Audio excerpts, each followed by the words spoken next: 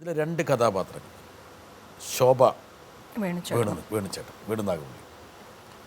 ശോഭ പിന്നീട് ജീവിതത്തിൽ നിന്ന് തന്നെ അതെ, അതൊരു വലിയൊരു ഷോക്കായിരുന്നു. എന്താ വെച്ചാൽ ഞങ്ങൾ ഒരു മാസത്തിൽ കൂടുതലോളം ഞങ്ങൾ അളകാപുരി എന്ന് പറഞ്ഞ ഹോട്ടലുണ്ടല്ലോ കോഴിക്കോട്, അവിടെയായിരുന്നു ഞങ്ങൾ താമസിച്ചിരുന്നത്.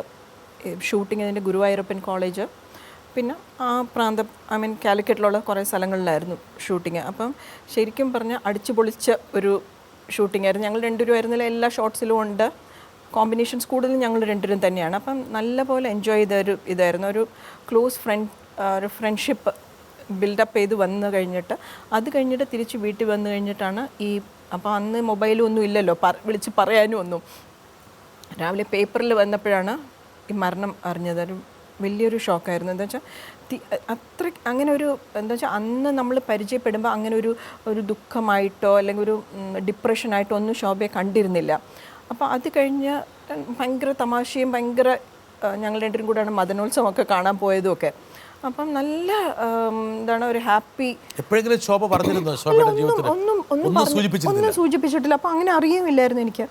അപ്പോൾ ഇത് പേപ്പറിൽ ഇങ്ങനെ കണ്ടു കഴിഞ്ഞാൽ എന്താ വെച്ചാൽ ഇപ്പം ആക്സിഡൻ്റലി മരിച്ചു എന്ന് പറയുമ്പോൾ അല്ലെങ്കിൽ എന്തെങ്കിലും പറ്റിയിട്ട് സുഖമില്ല, അങ്ങനെ നമുക്ക് മനസ്സിലായി. ഇതിപ്പോൾ അങ്ങനെ ഒരു ജീവൻ എടുക്കുന്നു എന്ന് പറയുമ്പോൾ ഒരു വല്ലാത്തൊരു.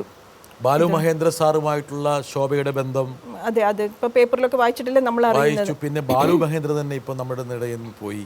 അതെ, അതിപ്പോൾ അദ്ദേഹം വല്ലാത്തൊരു പശ്ചാത്തലമാണ്. പ്രത്യേകിച്ച് ശോഭയെ പോലെ വളരെ ടാലന്റഡ് ആയിട്ടൊരു നടി എന്ന് പറയുമ്പോഴത്തേ അത് പ്രൈം യൂത്തിൽ എത്രയും ക്യാരക്ടേഴ്സ് എന്ന് പറയുമ്പോൾ നല്ല ഒരു സമയത്ത് തന്നെ. മരിച്ച ശേഷം ജലജ പോയിരുന്നോ? ഇല്ല, ഞാൻ പോയിട്ടില്ലായിരുന്നു. അവർ മദ്രാസിലായിരുന്നു. അപ്പം എനിക്ക് അത് കഴിഞ്ഞിട്ട് പിന്നെ ഒരു പ്രാവശ്യം പ്രേമാൻറ്റിയെ കണ്ടിരുന്നു ഞാൻ. പിന്നെ ഈ പറഞ്ഞ പോലെ ഒരേ ഒരു മോള്, അങ്ങനെയുള്ള ഒരു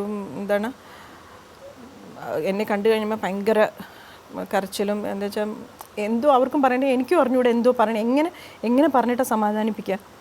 ഒരു വിധത്തിലും ഒരു വലിയ ഇതായിരുന്നു. അത് കഴിഞ്ഞിട്ട് പിന്നെ ആൻറ്റിയും പോയല്ലോ.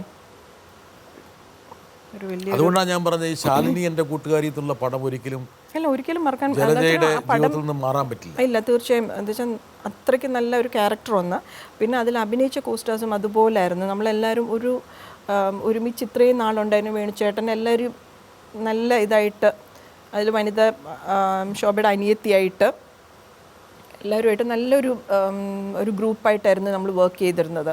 അപ്പോൾ അത് കഴിഞ്ഞിട്ട് ഇങ്ങനെ ഒരു ഇത് വരുമ്പോഴത്തേക്കും കുറച്ച് നാളത്തേക്ക് ഒരു വലിയൊരു പ്രയാസമായിരുന്നു അത്. ഏത് പടമാണ്? ഈ സിനിമയൊക്കെ ഇടയ്ക്ക് കാണാറുണ്ടോ? അല്ല, ചിലപ്പം ഇതിലൊക്കെ വരുമല്ലോ. അമ്മ മോളെന്ന് പറയും ഇത് കാണുമ്പോൾ, എന്തോന്നാ അമ്മ ഇങ്ങനെയാണോ ഒരു പ്രണയരംഗ അഭിനയിക്കേണ്ടത്? എന്റെ കയ്യിലേക്ക് ഇട്ടിരുന്ന് എത്ര നന്നായിട്ട് അഭിനയിച്ചത്. ന്യൂ ജനറേഷൻ ആയിരിക്കും എന്ന് പറയാറുണ്ടെന്ന് എനിക്കറിയാലോ. അത് തുടങ്ങിയിട്ടില്ല. ഇനിയിപ്പം അമേരിക്ക പഠിച്ചു മാറുമായിരിക്കും. നിങ്ങളുടെ തമ്മിലൊരു കെമിസ്ട്രി ഉണ്ടായിരുന്നു ജലജ. Tremendous chemistry.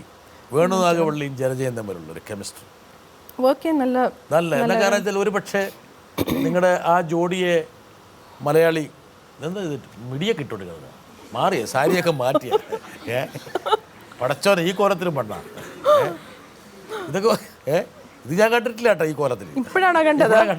ഒരു കെമിസ്ട്രി ഉണ്ടായിരുന്നു. ഒരു പക്ഷേ വേണുചേട്ടൻ മരിക്കുന്നതിന് തൊട്ട് മുമ്പ് അദ്ദേഹത്തിൻ്റെ അവസാനത്തെ ഇൻ്റർവ്യൂ എടുത്ത് ഞാനാണ്. അവസാന ഇൻ്റർവ്യൂ ഇവിടെ വന്ന് ഞങ്ങൾ ഇൻ്റർവ്യൂ കഴിഞ്ഞ് ഞാനിതൊക്കെ ചോദിച്ചാൽ ഈ പടങ്ങളിലൊക്കെ പല ക്ലിപ്പിങ്സും ഞാൻ കാണിച്ചിരുന്നു.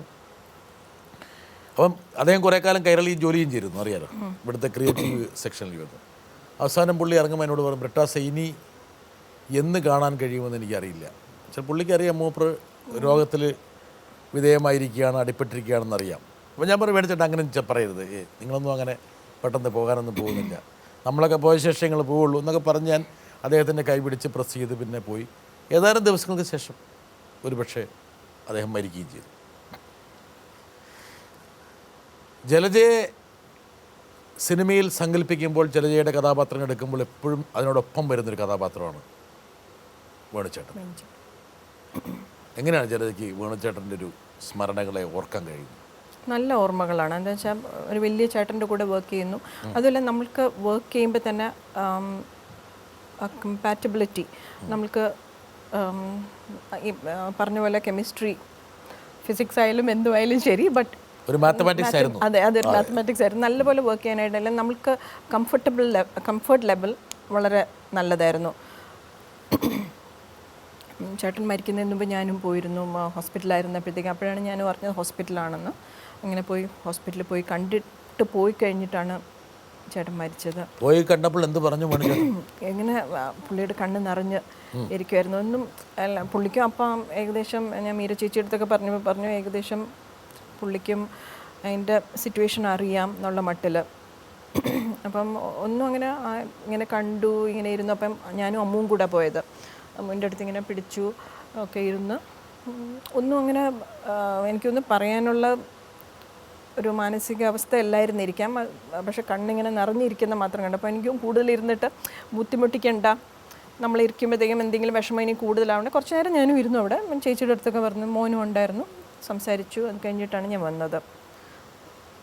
ഈ സിനിമകളൊക്കെ ഞാൻ പറഞ്ഞല്ലോ, ആ കാലഘട്ടത്തിൽ മലയാളികളെ നന്നായിട്ട് പിടിച്ച് കുലുക്കി അല്ലെങ്കിൽ അവരെ നന്നായി സ്വാധീനിച്ച പടങ്ങളാണ്. ഈ കാലഘട്ടത്തിലൊക്കെ ഒരുപക്ഷെ സ്ത്രീ കഥാപാത്രങ്ങൾക്ക് മലയാള സിനിമയിൽ ഒരു സാന്നിധ്യമുണ്ടായിരുന്നു, സ്വാധീനമുണ്ടായിരുന്നു. ആ 70കളിലെ 80കളിലെ ആ സ്വാധീനവും സാന്നിധ്യമൊക്കെ പിന്നീട് പോയി മറഞ്ഞു.